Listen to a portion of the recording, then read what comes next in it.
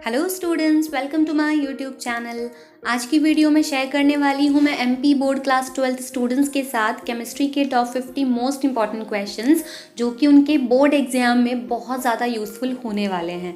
अगर आप ऐसे स्टूडेंट हैं जिसने अब तक केमिस्ट्री को कुछ नहीं पढ़ा था और अब जो छुट्टियों वाला गैप मिला है उसमें पढ़कर केमिस्ट्री को एटलीस्ट पास तो कर ही लेना चाहते हैं या डिसेंट सा स्कोर हासिल करना चाहते हैं, तो बच्चा आपने बिल्कुल सही वीडियो पे क्लिक किया है, क्योंकि आज की वीडियो में जो टॉप 50 क्वेश्चन मैं आपके साथ शेयर करने वाली हूँ उसमें से आपको आपके एग्जाम में काफ़ी सारे क्वेश्चन देखने को मिलेंगे।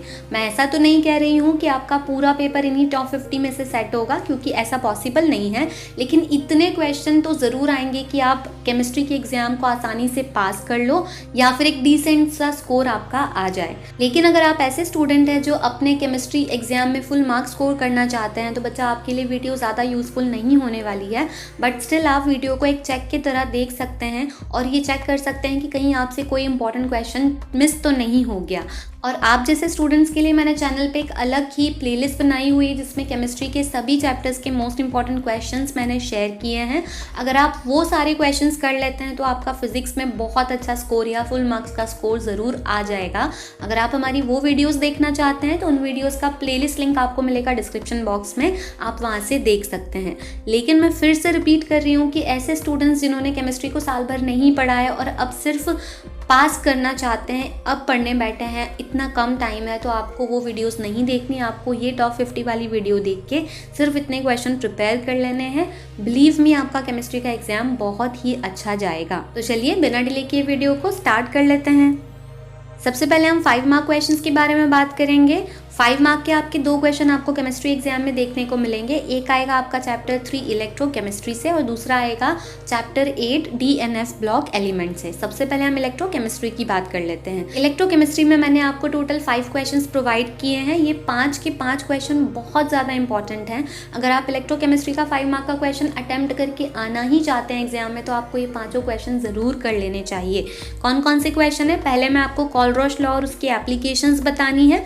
दूसरे में आपको स्पेसिफिक मोलर इक्विवेलेंट कंडक्टिविटी की डेफिनेशन बतानी है, बट बच्चा डेफिनेशन के साथ साथ आप उसका फॉर्मूला, यूनिट और नोटेशन भी ज़रूर लिख दीजिएगा। थर्ड में आपको फैराडे के लॉज बताने हैं। फोर्थ में आपको स्टैंडर्ड हाइड्रोजन इलेक्ट्रोड का क्वेश्चन पूछा है और लास्ट है आपका गैल्वेनिक सेल का क्वेश्चन, जिसे वोल्टिक सेल या फिर इलेक्ट्रोकेमिकल सेल के नाम से भी पूछ सकते हैं। ये पाँचों की पाँचों क्वेश्चन बहुत ज़्यादा इंपॉर्टेंट हैं। फर्स्ट क्वेश्चन कुछ ज़्यादा इंपॉर्टेंट था, लेकिन पिछले 2 सालों से वो कंटिन्यूसली आ रहा है, इसलिए उसकी थोड़ी सी इंपॉर्टेंस कम हो गई है और इसी वजह से मुझे आपको आगे के 4 क्वेश्चन देने पड़ रहे हैं। अगर ये क्वेश्चन लास्ट ईयर नहीं आया होता फर्स्ट वाला तो शायद मैं आपको इस चैप्टर से सिर्फ यही एक क्वेश्चन प्रोवाइड करके चैप्टर को छोड़ देती, बट बच्चा क्योंकि हमें रिस्क नहीं लेना है, पास तो होना ही है और अच्छे मार्क्स से भी पास होना है, तो आपको इस चैप्टर से ये 5 क्वेश्चन करने पड़ेंगे। बट एक चीज़ आपको याद रखनी है कि इलेक्ट्रोकेमिस्ट्री में से न्यूमेरिकल भी पूछा जाता है 100%। तो अगर आपका पेपर टफ सेट होता है तो ये पॉसिबिलिटी भी बनती है कि जो आपके चॉइसेस होंगे इस चैप्टर में से वो न्यूमेरिकल ही हो दोनों, मतलब ऊपर वाला क्वेश्चन भी न्यूमेरिकल और में जो नीचे आपको चॉइस में मिलेगा वो भी न्यूमेरिकल हो, तो उस केस में आपको फिर न्यूमेरिकल प्रिपेयर करके जाने ही पड़ेंगे। मैं ट्राई करूँगी कि आपके साथ न्यूमेरिकल्स की वीडियो भी शेयर कर दूँ, बट मैं प्रॉमिस नहीं कर सकती क्योंकि तबीयत थोड़ी ख़राब चल रही है और मैं ज़्यादा काम नहीं कर पा रही हूँ। बट आपको अपनी तरफ से न्यूमेरिकल की प्रिपरेशन कर लेनी है अगर आप 5 मार्क हाथ से नहीं जाने देना चाहते हैं तो। बट ये भी हो सकता है कि पेपर ईजी बने या बहुत ज़्यादा टफ ना बने, तो उस केस में आपको एक क्वेश्चन थ्योरी देखने को मिलेगा जो इन 5 में से कोई भी हो सकता है, तो ये 5 क्वेश्चन आपको करने ही करने हैं। नेक्स्ट आपका 5 मार्क का क्वेश्चन आपको चैप्टर 8 डीएनएफ ब्लॉक एलिमेंट में से देखने को मिलेगा। इसमें मैंने आपके साथ 4 क्वेश्चन शेयर किए हैं। पहला है लेंथेनाइट कॉन्ट्रैक्शन के बारे में आपको बताना है, उसके कॉजेज और उसके कॉन्सिक्वेंसेस बताने हैं। ये मोस्ट इंपॉर्टेंट क्वेश्चन है इस चैप्टर का, मतलब ये 95% पेपर में आएगा ही आएगा। और उसके बाद आपका जो दूसरा क्वेश्चन है वो है डिफरेंस वाला, जिसमें आपको मैंने 2 डिफरेंसेस करने के लिए कहे हैं, एक लेंथेनॉइड और एक्टिनॉइड में और एक डीएनएफ ब्लॉक एलिमेंट में। ये भी बहुत ज़्यादा इंपॉर्टेंट है, इसके भी काफ़ी चांसेस है एग्जाम में आने के, क्योंकि इस चैप्टर से आपके ये ही 2 लॉन्ग आंसर बनते हैं। देन थर्ड क्वेश्चन में आपको रीजंस देने हैं किस बात के लिए। जैसे ट्रांजिशन एलिमेंट्स होते हैं वो बहुत ही अच्छे अलॉय फॉर्म करते हैं, तो क्यों ऐसा करते हैं उसका रीजन बताना है। या फिर ट्रांजिशन एलिमेंट्स की वेरिएबल ऑक्सीडेशन स्टेट होती है या वैलेंसी भी वेरिएबल होती है, तो वो भी क्यों होती है आपको रीजन देना है। तो इस टाइप के रीजन वाले क्वेश्चन है। इसमें मैंने आपको 5 सब पार्ट्स दिए हुए हैं, पांचों बहुत ज़्यादा इंपॉर्टेंट हैं। अगर आपको इस टाइप का क्वेश्चन एग्जाम में 5 मार्क के लिए आता है तो एक क्वेश्चन नहीं आएगा कि why do transition elements form alloy, इसके साथ एक और होगा या 2 और होंगे, मतलब मिनिमम 2 क्वेश्चन वो पूछ लेते हैं रीजन वाले एक साथ। तो आपको मान के चलना है कि ये वाले क्वेश्चन का आपको आंसर 2.5 मार्क के लिए प्रिपेयर करना है, जिसके लिए 7 से 8 लाइन काफ़ी होगी। तो बहुत ज़्यादा बड़े बड़े इसके आंसर नहीं है, आप आराम से पांचों को प्रिपेयर कर लेंगे। लास्ट क्वेश्चन हमारा इस चैप्टर से बनता है, discuss the changes in following properties of first transition series. A है एटॉमिक रेडियाई, बी है आयोनाइजेशन एनर्जी, सी है ऑक्सीडेशन स्टेट और डी है मेटेलिक कैरेक्टर। ये भी बहुत ज़्यादा इंपॉर्टेंट क्वेश्चन है, आपको करना ही करना चाहिए। लेकिन किसी वजह से आप इस चैप्टर के चारों क्वेश्चन ना कर पाए तो स्टार्टिंग के 2 कर लीजिएगा। उसी तरह अगर आप इलेक्ट्रोकेमिस्ट्री में से भी 5 ना कर पाए तो फिर उस केस में आप क्वेश्चन नंबर 1, 2 और 5 ज़रूर कर लीजिएगा। तो अब हम आपके 4 मार्क क्वेश्चंस के बारे में बात करेंगे। एक ही 4 मार्क का क्वेश्चन आपको देखने को मिलने वाला है, जो कि होगा आपके chapter 10 haloalkanes and haloarenes से। इस चैप्टर से भी मैंने आपको 4 क्वेश्चन प्रोवाइड किए हैं, चारों ही बहुत ज़्यादा इंपॉर्टेंट है। जिसमें से पहला क्वेश्चन तो नेम रिएक्शंस वाला है। ये सारी नेम रिएक्शन जो आपको स्क्रीन पर दिखाई दे रही हैं आपको प्रिपेयर कर लेनी है इक्वेशंस के साथ। 2-3 लाइन में आप थोड़ी सी थ्योरी भी लिखेंगे और उसके साथ में केमिकल रिएक्शन भी ज़रूर लिख के आएंगे, तभी आपको फुल मार्क्स मिलेंगे। नेक्स्ट क्वेश्चन आपका है SN1 और SN2 रिएक्शन में आपको डिफरेंसेस बताना है। थर्ड क्वेश्चन में आपको SN1 और SN2 रिएक्शंस के मैकेनिज्म एक्सप्लेन करने हैं। और फोर्थ में आपको क्लोरोबेंजीन की रिएक्शन बतानी है, जिन्हें हम इलेक्ट्रोफिलिक सब्स्टिट्यूशन रिएक्शंस भी कहते हैं, जैसे हैलोजिनेशन, नाइट्रेशन, सल्फोनेशन और अल्काइलेशन। ये चारों ही क्वेश्चन बहुत ज़्यादा इंपॉर्टेंट है। वैसे बच्चा ऑर्गेनिक वाला पोर्शन हमेशा डाउटफुल ही रहता है, मतलब इसमें बहुत सारे अलग अलग तरीके के क्वेश्चन आ सकते हैं।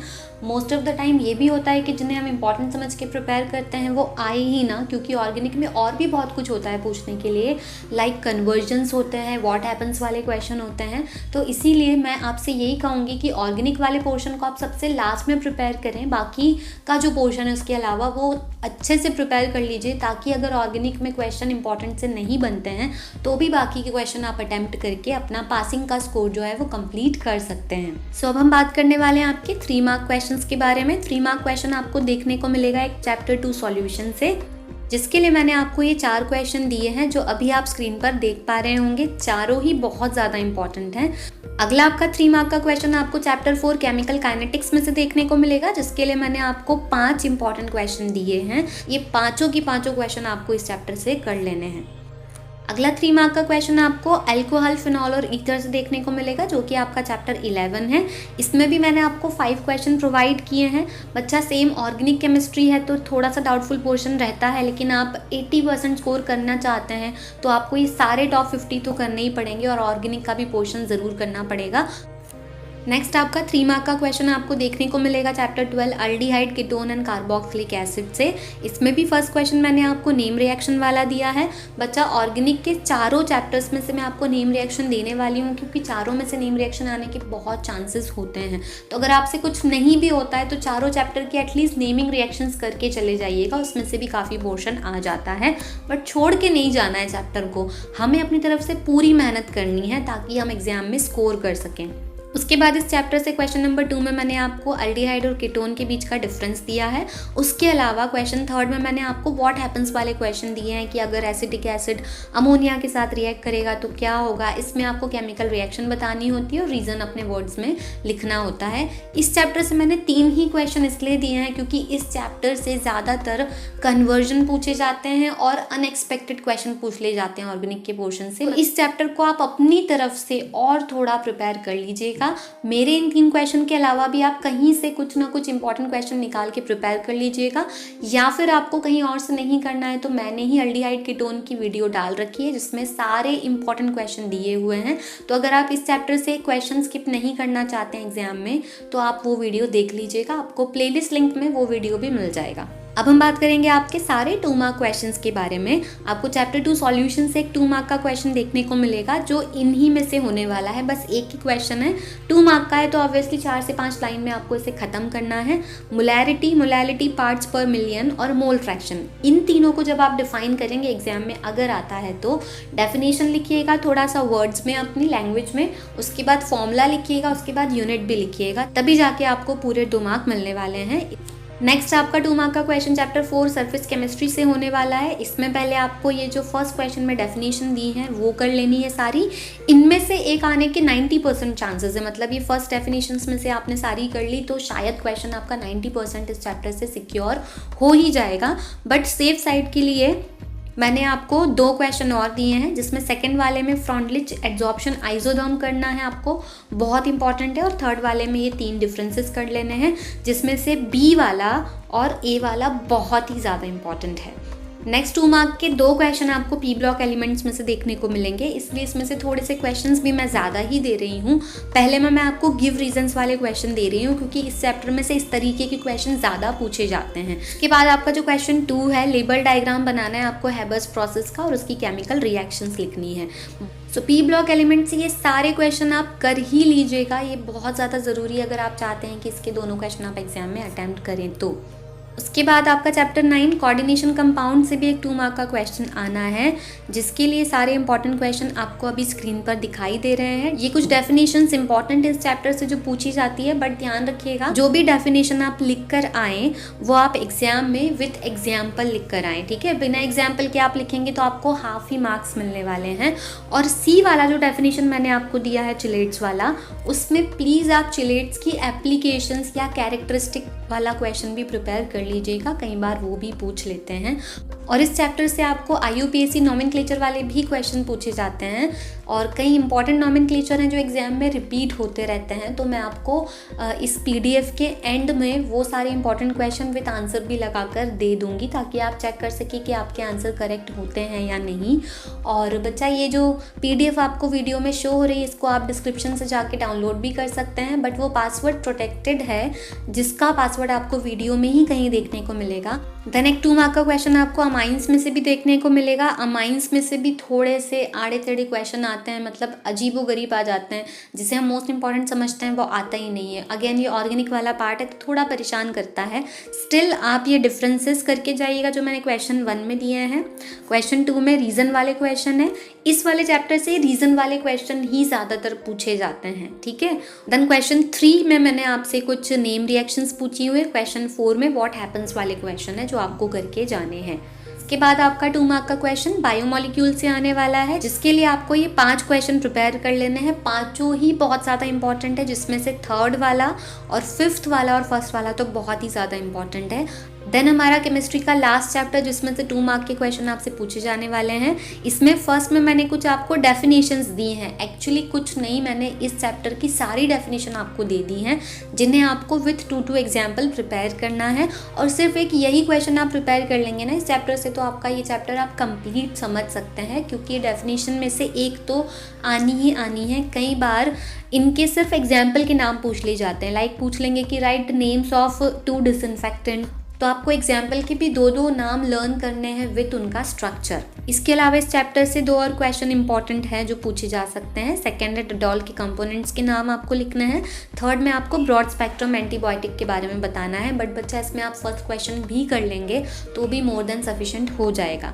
अब आप में से कई सोचेंगे कि टॉप 50 हैं, इतने सारे हम कैसे प्रिपेयर करेंगे। तो बच्चा साल भर अगर आपने पढ़ा होता केमिस्ट्री को अच्छे से तो आपको ये वीडियो शायद देखने की ज़रूरत नहीं पड़ती। अब आखिरी टाइम बचा है, 2-3 दिन है आपके पास केमिस्ट्री प्रिपेयर करने के लिए, उसमें अगर आप इतने क्वेश्चन करके पास हो जाते हैं तो क्या बुरा है।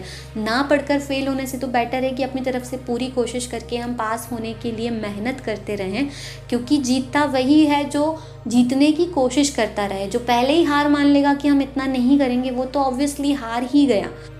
मैं आपसे मिलूंगी अगली वीडियो में, तब तक के लिए पढ़ते रहिए। All the very best.